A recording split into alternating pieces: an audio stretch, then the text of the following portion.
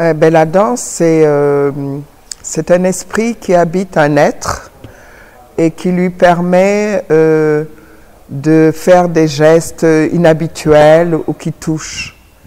C'est quand j'étais petite fille et qu'il y a un oncle qui était maire de l'île de Gorée où j'habitais et qui me demandait de danser, de faire des gestes, et il partait d'un grand éclat de rire. Et déjà, quand je faisais des mouvements, on m'appelait la folle. Alors peut-être que les mouvements que je faisais étaient différents des autres petites filles, mais je sens que j'avais peut-être 10 ans, 9-10 ans, que ces souvenirs de mouvements, de danse de folie qui me restent dans l'esprit. Oui, c'est quand j'étais au collège de jeunes filles au Sénégal, à Dakar, et j'étais pas brillante dans les matières mathématiques, mais j'étais très forte en gymnastique, éducation physique et sportive. Et la directrice de l'école a dit à mon père de ne pas se désespérer parce que j'étais très physique.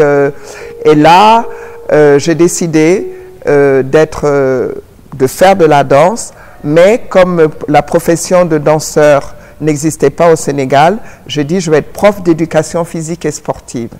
Donc, je suis allée en France. J'ai eu mon fils Patrick qui, à l'âge de 18 ans, est très jeune, et je suis très contente de l'avoir maintenant. Et j'ai fait une école qui s'appelle l'école Simon Siegel à Paris, dans le 16e, et la directrice Marguerite Lamotte, qui était une femme extraordinaire. Donc pour moi, c'était vraiment un exemple de femme qui aimait la danse, mais qui ne faisait pas de différence entre les étudiants. J'étais la seule noire et je crois qu'elle ne s'était même pas aperçue que j'étais noire, parce que quelques années après, quand je l'ai vue, elle m'a dit « Mais vous êtes noire ?» Je dis « Ben oui, je suis noire. » Donc pour moi, c'était elle vraiment un exemple. Un exemple.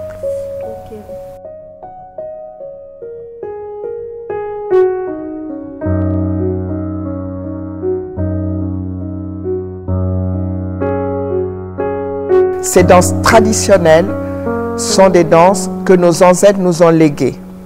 Donc, ces danses, si elles n'évoluent pas, quelque chose qui n'évolue pas meurt. Moi, j'ai appris des danses de l'Afrique de l'Ouest. Et donc, je me suis dit qu'il fallait un langage moderne, parce que l'Afrique, c'est contemporain, c'est moderne. Donc, je pars des racines, j'improvise sur une musique ou sur un pas et je fixe et ça devient ma technique de danse. Mais j'ai choisi spécialement la colonne vertébrale qui est le serpent de vie, qui est l'arbre de vie. Et tous mes mouvements commencent par la colonne vertébrale. Et ce n'est pas les bras, ce n'est pas les jambes qui guident, mais c'est la colonne vertébrale, la personnalité qui décide, la personne qui décide des mouvements qu'il doit faire. Mon travail, ce n'est pas seulement des mouvements, c'est aussi une philosophie de vie où je leur apprends qu'on soit noir, vert, jaune ou rouge, il faut être fier de ce qu'on est et être fier de ses racines. Donc, je pense que c'est un travail qui touche le corps et qui fait parler l'imaginaire des êtres, quand je leur dis de se transformer en nénuphar ou en escargot et que je leur explique d'où ça vient, ou d'être enraciné dans leur culture et de prendre l'influence d'autres cultures, mais de rester ce que l'on est.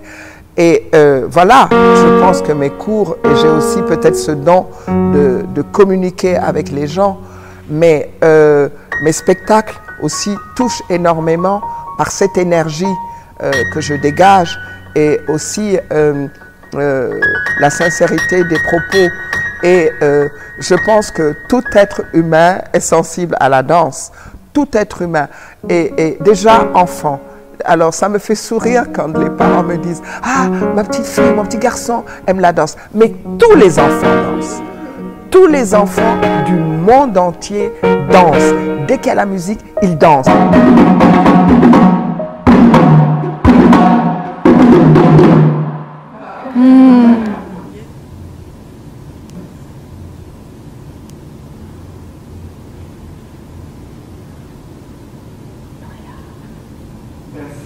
Tous les matins quand je me lève, je fais mes étirements.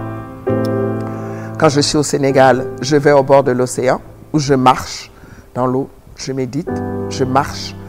Et je fais une danse-prière qui a été faite par Gassira Diagne, qui a été une élève quand elle était petite. Elle a découvert la danse par moi.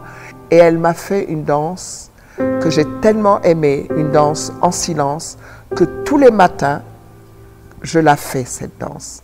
Que ce soit dans une petite chambre d'hôtel, que ce soit dans une grande chambre d'hôtel, que ce soit au bord de la mer, tous les jours, je fais cette danse prière.